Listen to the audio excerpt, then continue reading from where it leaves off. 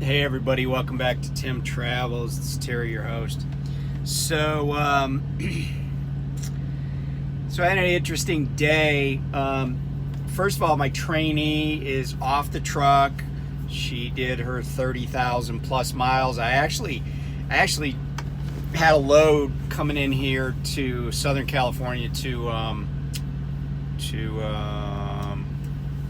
I can't even remember, Europa Valley, basically. Mira Loma, sorry.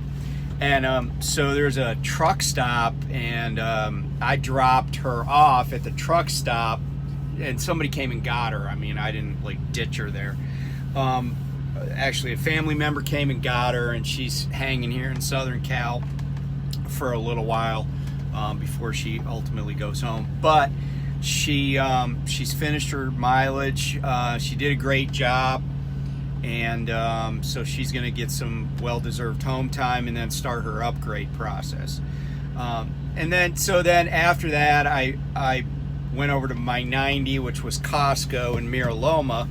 Got there about 20 minutes early. They got me in a dock right away. I didn't even have to, sometimes you got to wait for the other guy to pull out or whatever. I didn't even have to do that, so that was cool.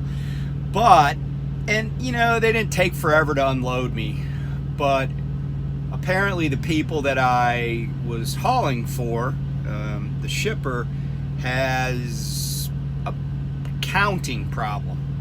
They might have an accounting problem also, but they definitely have a counting problem, because I had 135 cases, which is 3 full pallets of product of one item that was over that was an overage.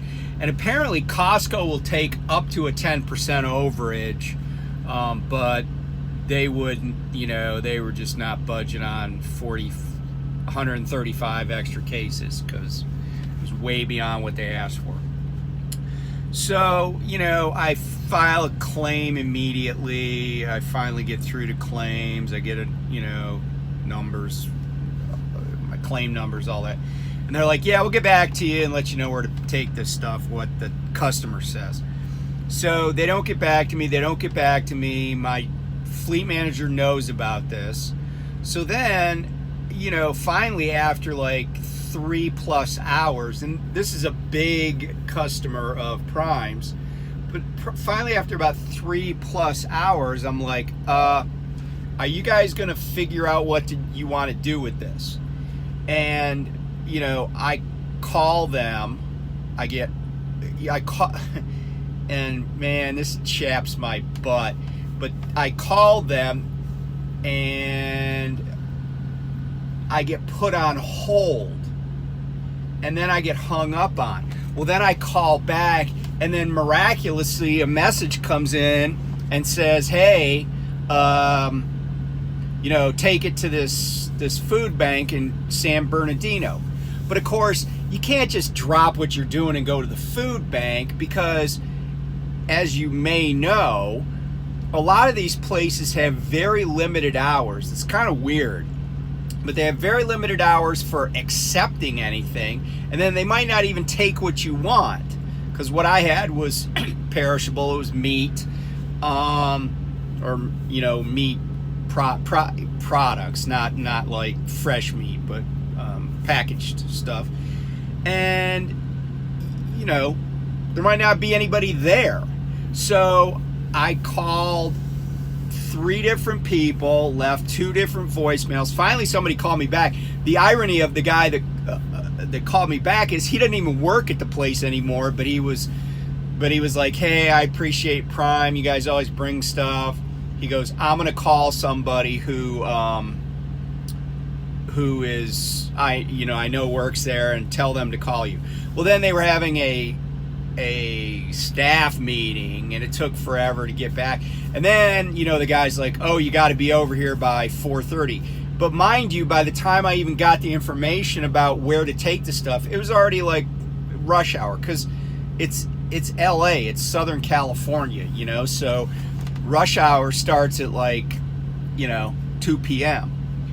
So it took me 45 minutes to go like 17 miles. I get over there, I get the stuff delivered. Now, mind you, I had told my fleet manager that I knew I was going to get rid of the stuff because I knew I was going to be able to get over there and stuff.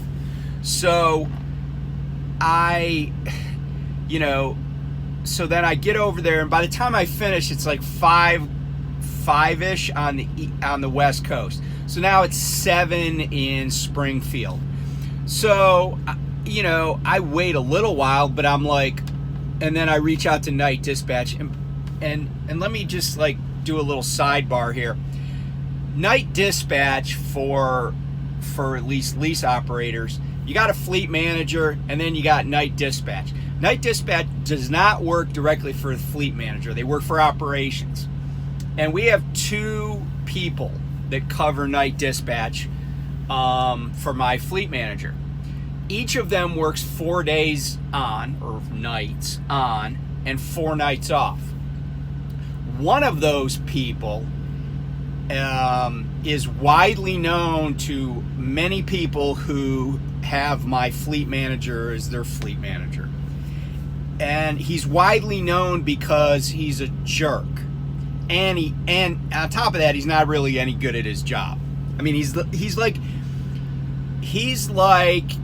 if your house was on fire and the guy you went to get help just had buckets of gasoline.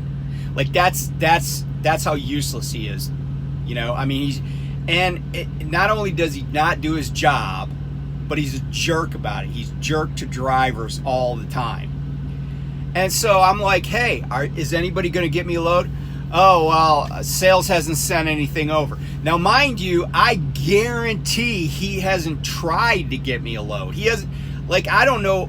And that's the other problem I got with the system is I can't interact with the people that have the loads. I got to go through, my conduit is this clown who really isn't qualified to be shift manager at a convenience store, and I'm stuck with this guy.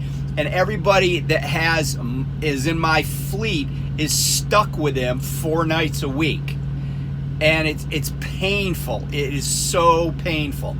So so fast forward, it's been hours. I had over 8 hours of drive time left on my clock. In fact, I'll tell you exactly how much. 9 hours and 9 minutes. No load. Nothing. So, I kind of was just like, okay, well,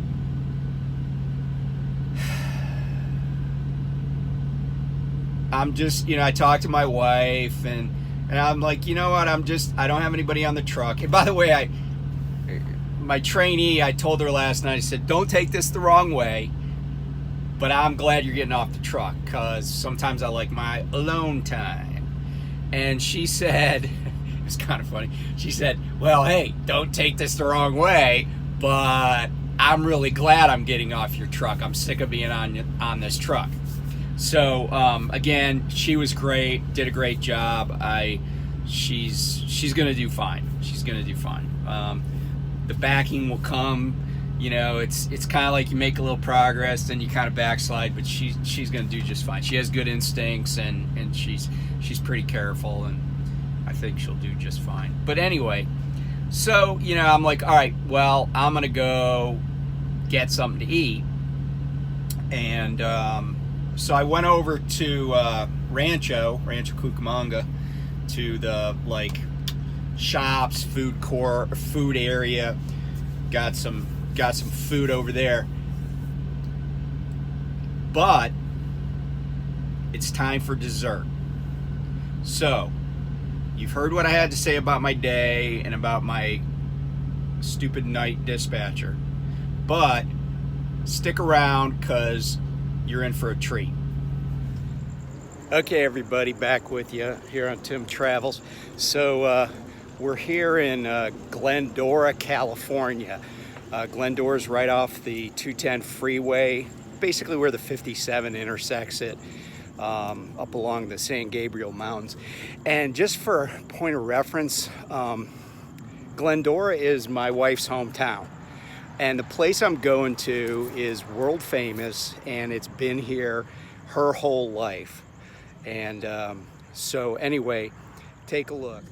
So I'm here at the world famous Donut Man, and we're gonna take a look at what they got. And by the way, it's 10 o'clock at night. This place is open 24 hours a day, but we're gonna take a look and see what they got. There's gonna be a line around the corner here. I'm gonna go get in line.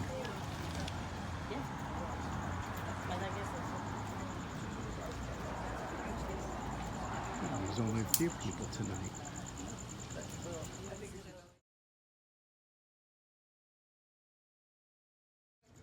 So, how you doing tonight?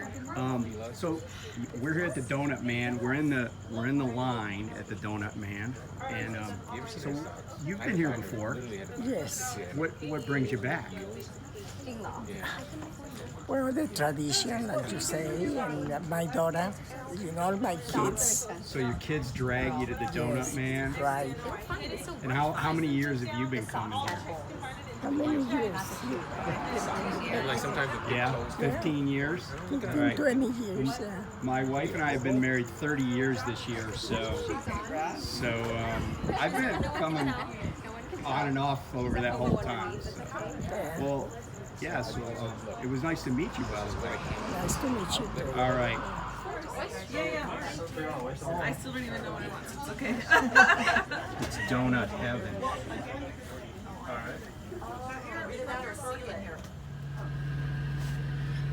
Okay, so I'm back in the truck now. Just got back from walking up the street from the Donut Man. So let's see what we got. 2 enormous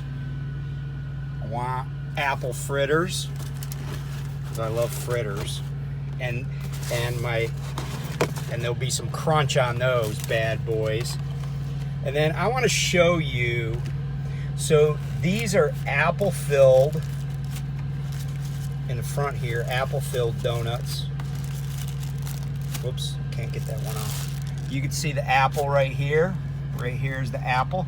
And then these are 2 strawberry donuts. Have you ever seen a donut with strawberries like that? That's what Donut Man is famous for. So I don't know when I'm gonna eat all these. And if I eat them all at once, well, shame on me, but yeah. So I was only gonna get one, but then I got there and you saw what the window looks like, and it's really hard to resist. So this is what the inside of that apple fritter looks like. It's pretty delicious. It's just good stuff. So I finished my apple fritter, and it was quite delicious. It was quite filling. So the lady that I interviewed, she and her daughter just came up behind me in line, and I said, "Hey, can I talk to you about Donut Man?" You know, and she actually lives in Azusa. Her daughter lives out in Apple Valley, which is out by Victorville, but she's been coming there for 20 years. My wife and I have been married almost 30 years, so I can't remember the first. I mean, I can remember the first time I went to Donut Man, and but I can't tell you how long ago it was. It could have been 25 years ago, But Donut Man's been around my wife's whole life. Now, you might have noticed on the box that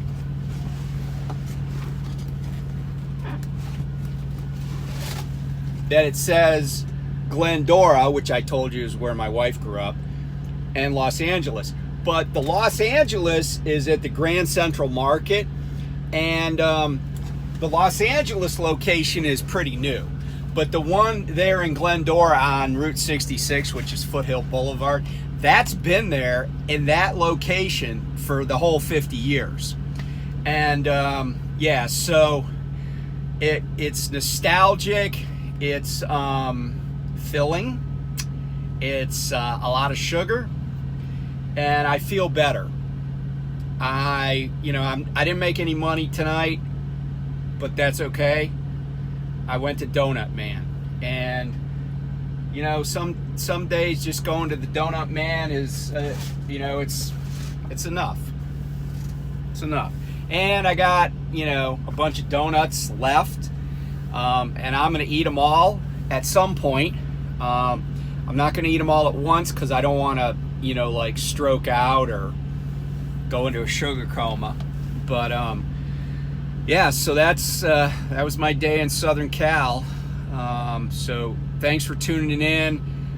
If you do get out here, you know, Donut Man, you're never going to go wrong, because I'm telling you, that place is, you know, it's like the Taj Mahal of donuts. And you see the line is filled. It's, you know, 10 o'clock, 11 o'clock night.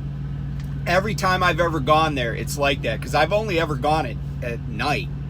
But it's worth it. It's worth the diversion, just for the experience. You'd be hard pressed to find a food business, a donut shop that has no drive-through, very, very little parking, and you just got to stand outside and wait to get up to the window. And that place is open 24/7. And it's never, every time I've ever been there, it's been dark out and there was a big line. So anyway, thanks for tuning in. Hope you enjoyed it. I'm going to enjoy the donuts, and we'll talk to you next time on Tim Travels. Bye.